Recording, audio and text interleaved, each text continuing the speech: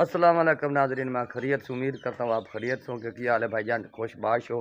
तो अज का व्लॉग करने जी शुरू कि अज फजर के नाल मैं जी किसी का काम से 1 घंटा उधर लावा नाला छप्पर पर जाके वो मैं छिड़की छुड़की पाइए ताकि वो उत्थे अपना काम कर लैन गए कि मैं चलिया जी दूसरे काम पे। चाय नाश्ता हो चुका मेरे आवन तो पहले मैं व्लॉग नहीं विखा सकिया। बेगम मुझे बर्तन लैके चूल्हे पर बैठी है तो मेरे जनाब यह समान पिया है बिलचा चपटी और देसी कांडी ऐसी जोड़े दे विच। ते मैं जी चलिया जी हुण काम ते मैं मैं घर लेकर चलदा सवेरे नाल एक सीन बना लवां ते फिर जो जो करांगे अज दी रूटीन दे विच वो विखावांगे। इधर नाज़रीन हुण असीं कर रहे हैं जी पिलर करके तो फिर सानू 2 पिलर करने ने फिर सानू हो जाएगी जी छुट्टी। फिर चले जावांगे काम। नाज़रीन किसान अपनी पेड़ बना रहा है, उन्होंने कराई दे नाल पेड़ नूं बना रहा है, उधरों कुट रहे ने। इस वीडियो नूं सपोर्ट और लाइक और सब्सक्राइब और कमेंट ज़रूर लिखना है नाज़रीन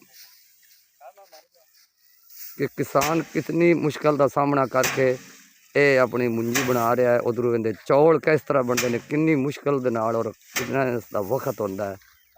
तो इस वीडियो नूं लाइक और सब्सक्राइब जरूर करना है।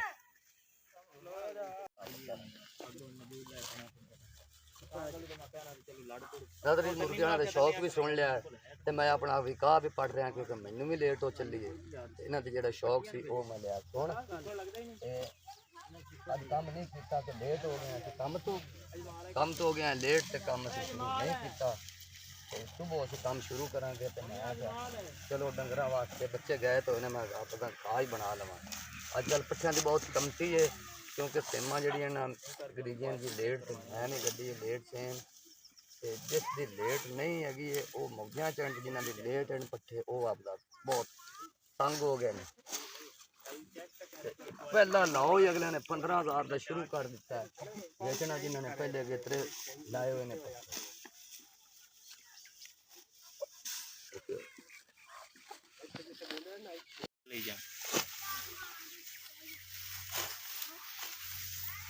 ना गोल च किती होई तो पाऊ ने। क्या बात है जी, बच्चों को किड्डी शौक है इन्होंने निक्किया फटोरिया दी कैसा प्यार कर रहे हैं उन्होंने। क्या बात है। हाँ जी ये थोड़े ना इन्होंने कैसा प्यार करे। इन थले छड्डो बकरी दे ते वो इन्दा दुध पी लवे। फड़ करा हाँ करो इन्होंने थले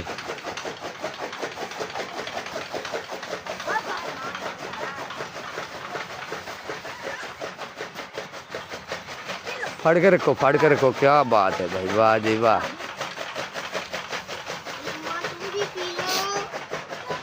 हाँ हाँ पीवन दे दुध पीवन दे। क्या बात है।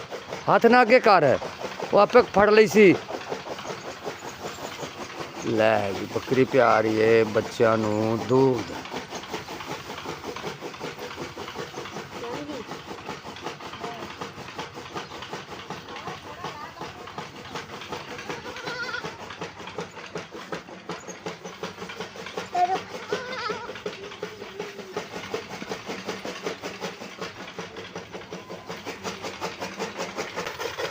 क्या बात है। बच्चों ने जी किड्डी शौक है। ये बच्चे प्यार करते हैं अपने पठोरियां दे नाल ते इन्हां दुध पिला रहे हैं।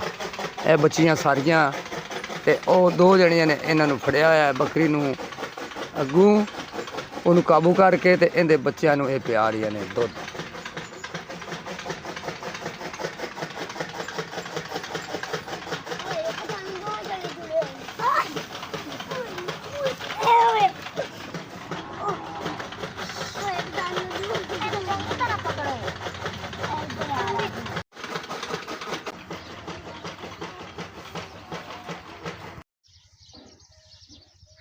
नाज़रीन ने बच्चे बहुत प्यारे ये मैंने बड़े प्यारे लगे तो मैं इन्होंने चुक रहा तो पहले इन्होंने बच्चे खेल रहे थे तो हुण मेरा भी दिल किया कि मैं इन्हों की तस्वीर जी की आ लड़ती मेरे नाल तो मेरे बच्चे कि लैके आ गए।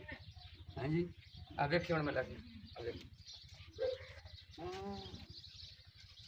ओहो ना भाई ना अल्लाह तेरे नसीबा च करे। फड़ इन्हें दुध पिया फड़ फड़ फड़ फड़ फड़ फड़ फड़ चल ओके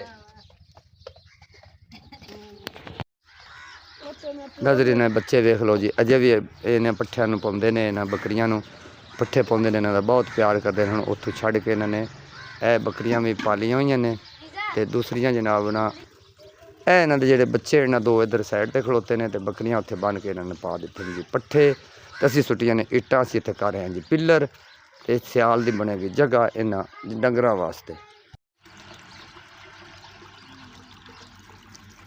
पानी भर ला ते चल चलिए ए जनाब है गया जी मार हसन मार सियाल ये आखदा मेरे खर्चाउंदा है पैसे ते मिस्त्री दा कोई नहीं हाल ते मैं आख गारा कर तैयार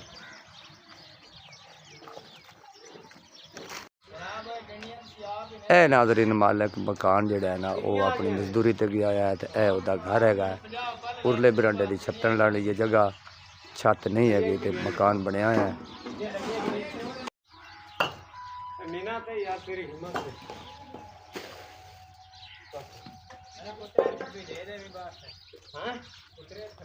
हैगा जी साइड दा माहौल है हवेली दा चार चफेरा है हट के गल फिर आ गई जी मार हसन ते इत्थे वीडियो जनाब साइड वाली पूरी मुकम्मल होगी ते असी जी करने इनू क्लिक